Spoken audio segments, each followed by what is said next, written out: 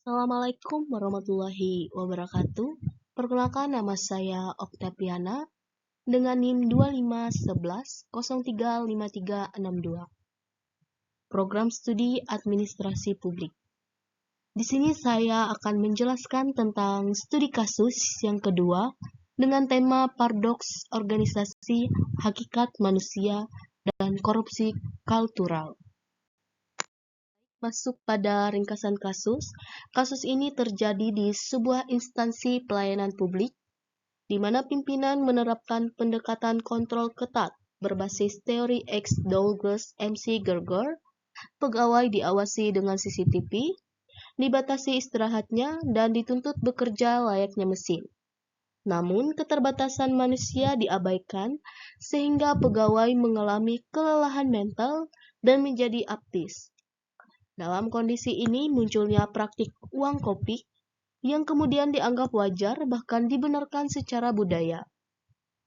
Birokrasi pun mulai dipersepsikan seperti minimarket, di mana pelayanan bisa dipercepat dengan tips. Baik, masuk pada analisis inti. Masalah utama dalam kasus ini bukan pada pegawainya, tetapi pada cara organisasi memahami manusia. Pendekatan teori X dan teori Y, MC Gerger, mengasumsikan bahwa manusia adalah makhluk sosial yang membutuhkan perhatian dan makna kerja. Namun, pandangan ini bertentangan dengan pemikiran Elton Mayo melalui How to Harm Student yang menunjukkan bahwa manusia adalah makhluk sosial yang membutuhkan perhatian dan makna kerja. Ketika pegawai diperlakukan sebagai sekrup mesin, maka yang terjadi bukan peningkatan produktivitas, tetapi kelelahan mental dan apatisme. Bahkan, kondisi ini menurunkan kemampuan individu untuk mengambil keputusan yang etis. Ini adalah paradoks, semakin manusia diperlakukan seperti mesin, semakin ia kehilangan sisi kemanusiaannya, termasuk integritasnya. Baik, selanjutnya antonologi publik. Dari perspektif antonologi, masalah utama dalam kasus ini adalah kesalahan dalam memahami hakikat publik. Anggapan bahwa birokrasi seperti minimarket merupakan bentuk kegagalan antonologis dalam paradigma neo-public management. Masyarakat sering diposisikan sebagai pelanggan. Perbedaan ini sangat fundamental. Jika publik dianggap pelanggan, maka logika uang kopi bisa dianggap sebagai tips dalam transaksi bisnis. Namun, jika publik dipahami sebagai warga negara, maka pelayanan publik adalah kewajiban negara, bukan sesuatu yang bisa dipercepat dengan imbalan. Dengan demikian, praktik uang kopi bukan sekedar penyimpangan teknis, tetapi merupakan konsekuensi dari kesalahan dalam mendefinisikan realitas publik itu sendiri.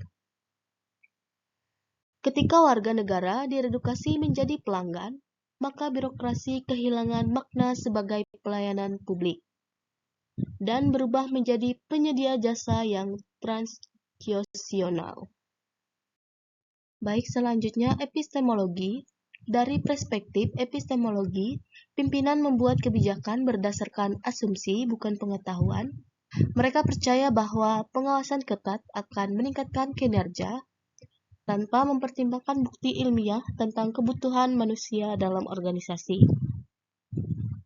Hal ini juga menunjukkan bahwa kebijakan tidak berbasis evidence, melainkan bias dan asumsi sepihak.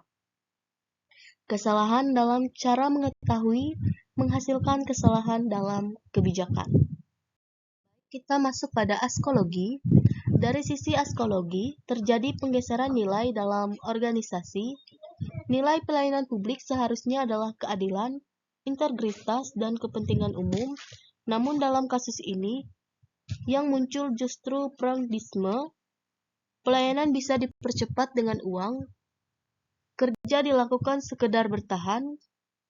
Ketika nilai berubah, maka perilaku juga ikut berubah. Moral versus etika.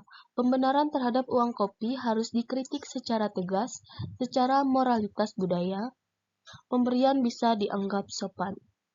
Namun dalam etika administrasi publik, tindakan tersebut termasuk gratifikasi. Gratifikasi melanggar prinsip keadilan dan integritas. Apa yang terasa benar secara budaya belum tentu benar secara etika. Alasan seperti tidak enak menolak adalah bentuk rasional moral.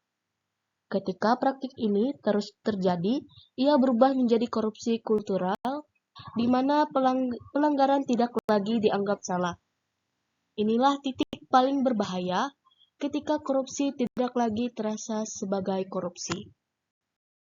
Yang masuk pada penutup, dari analisis ini dapat disimpulkan bahwa masalah dalam kasus ini adalah kegagalan filosofi, bukan sekedar teknis. Kegagalan memahami manusia, kegagalan mendefinisikan publik, cara berpikir yang keliru, serta lemahnya etika telah menciptakan budaya korupsi. Oleh karena itu, reformasi birokrasi harus dimulai dari perubahan cara berpikir tentang manusia, nilai, dan integritas.